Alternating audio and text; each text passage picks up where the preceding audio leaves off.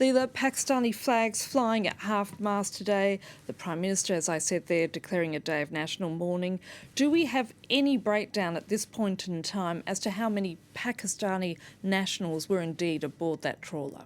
We still don't, Annette. The initial reports said something like 400 Pakistani nationals. That seems like a very high figure. 12 Pakistani nationals were found alive. But in any case, we're looking at hundreds of families in mourning in Pakistan, a nation in mourning. And as you said, Pakistani Prime Minister Shahbaz Sharif has declared a day of national mourning, but he's formed a committee to probe this tragedy, and he's directed law enforcement agencies to crack down on people smuggling. And over the past few days, Pakistani media has been really covering this extensive crackdown on people smugglers.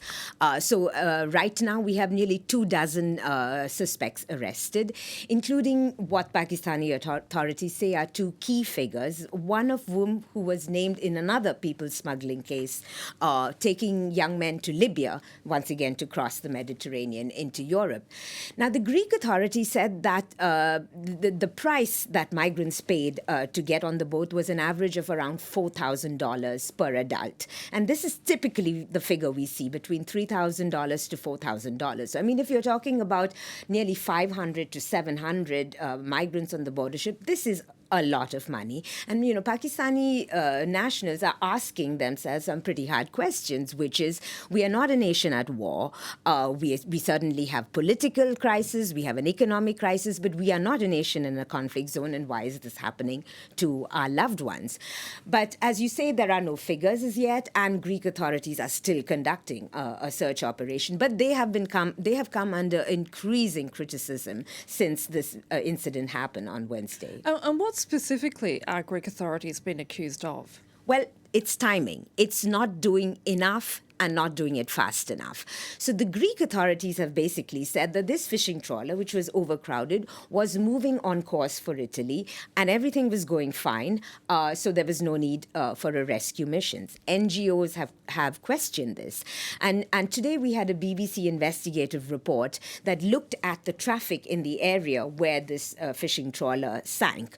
Now, the trawler did not have a tracker, so we don't have the exact points, and neither do military vessels or coast guards. But looking at the traffic information, you can see a lot of ships coming in. And what the investigation has found was that the boat was basically stationary for 7 hours. And so this has raised questions of why did the Greek authorities not intervene earlier. The Greek Prime Minister has ordered an investigation into this, of course, but, you know, this just raises the same old questions of what is called Europe's broken migrant and immigration system. So last year, there were more than 300,000 irregular crossings, up 64% from the previous year. This year alone, you know, the drownings are increasing. So, I mean, so far this year, there have been more than 1,000 migrants who have drowned in the Mediterranean. And the problem with what they call the broken system is that the immigration, the EU's migrant policy is covered by a treaty that was signed in 1990. It's called the Dublin Convention. And one of the key provisions of the convention was that if migrants arrive at the place where they arrive at the EU, they apply for asylum. So this is going into an overhaul. The EU has a new pact. It's called the Pact on Migration and Asylum.